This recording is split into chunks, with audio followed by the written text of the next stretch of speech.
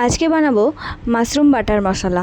অনেকে অনেক রকমভাবেই বানায়, তো আমি আমার মতন করেই বানাবো। চলো দেখা যাক তাহলে।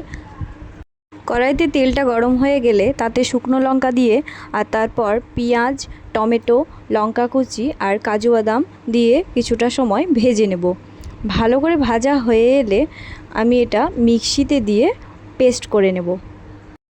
এবার আমি নিয়ে নিয়েছি মাশরুম। তো মাশরুমগুলো আমি টুকরো করে কেটে নিব, তারপর জলে ফুটতে দিয়ে দেব যাতে একটু সিদ্ধ হয়ে যায়।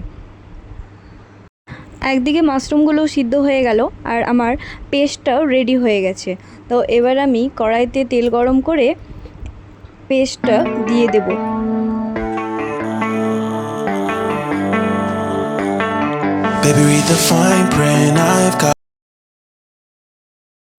পেস্টটা কিছুক্ষণ নাড়াচাড়া করার পর স্বাদ মতো লবণ দিব আর একটু হলুদ আর বাটার দিয়ে দেব আর একটু কাশ্মীরি লঙ্কা দিয়েছি।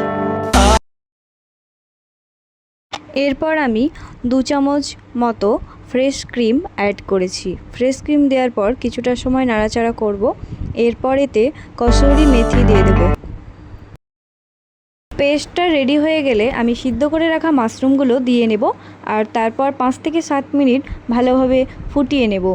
তারপর রেডি হয়ে যাবে মাশরুম মশলা। এতে গার্নিশিংয়ের জন্য আমি নামানোর আগে ঘি দিয়েছি আর কসুরি মেথি আর কাজু বাদাম আর একটু ফ্রেশ ক্রিম দিয়ে গার্নিশিং করে নিয়েছি। তো আজকে রেডি আমার মাশরুম বাটার মশলা।